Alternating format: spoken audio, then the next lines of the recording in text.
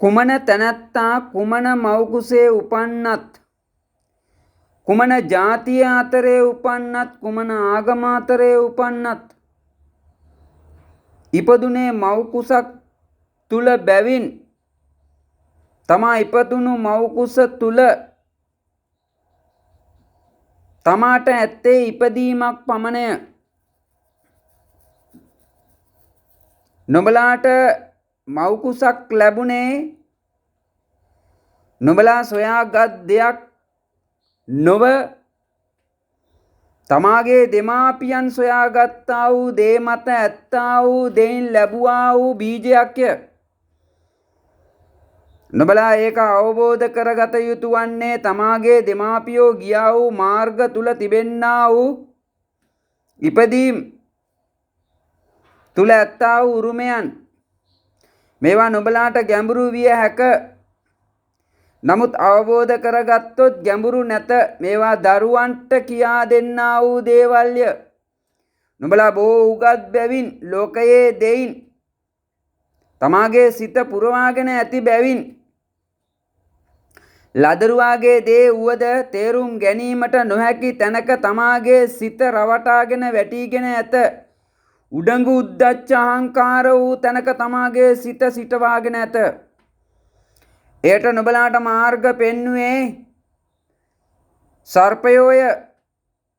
උගත්කම් පස්සේ යන්නා වූ තමාගේ සිතේ අසුචි පුරවා ගන්නට මාර්ග පෙන්නපු උඹලාගේ ඔය දැන උගත් බුද්ධිමත් මහත් හොරු රැවටුණුන් අපාය වැටුණුන් නාගලෝකයේ යක්ෂයාගේ රාජ්‍යයේ රැවටීමේ වැටුණුන් විසින් දුන්නා වූ සියලු දැන උගත් බුද්ධිය මත ලැබුවා වූ දෙයින් පුරවාගත්තා වූ අසුචිය මිනිසෙකුට ජීවත් වෙන්න දැන උගත්කම් අවශ්‍ය නැත.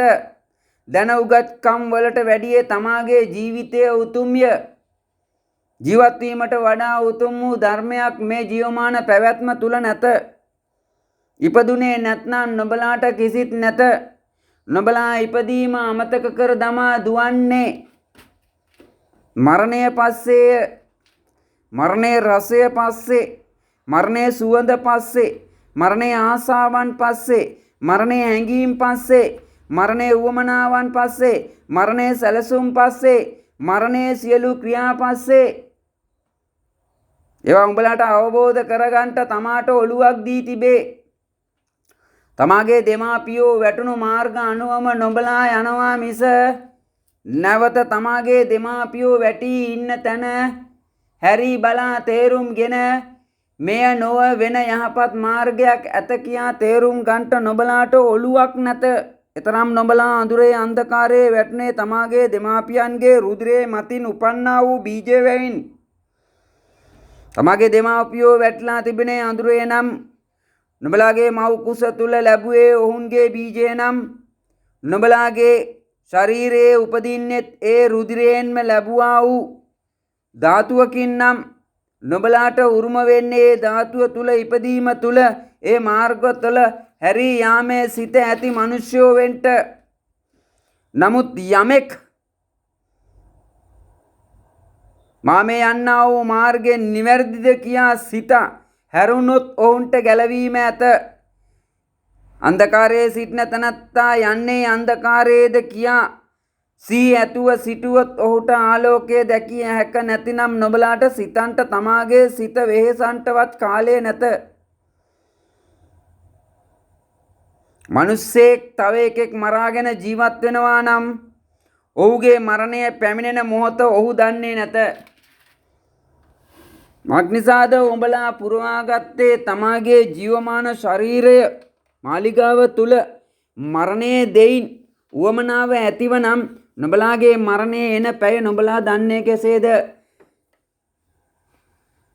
අන්ධකාරය නුඹලා පිට කොයි මොහොතේ එන්නේද නුඹලා කිසිවෙක් දන්නේ නැත.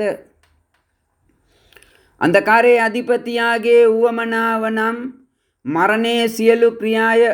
නුඹලා මරණයට බාර දී තිබෙන්නේ මරණයේ කෑම බීම, මරණයේ මාර්ගයේ යාම, නුඹලාට උරුම වෙන්නෙත් මරණයේ අධිපතියාගේ උරුමය. ඒ නුඹලා ඌට බාර වී ඇති නිසා ඌගේ කැමැත්ත නුඹලාට කරනු ඇත. නුඹලා දෙවියන් වහන්සේ ආලෝකය කවුරුන්ද? අන්ධකාරයේ යක්ෂයා රැවටීම සර්පයා නාගලෝකයේ කොතනින්ද කියා තේරුම් ගන්නේ නැත. නුඹලා අඳුරේ පාන් දල්වාගෙන පුද පූජා යාතිකා නමස්කාර කරගෙන යන්නේ කාට නමස්කාරයේ යෙදීගෙනද?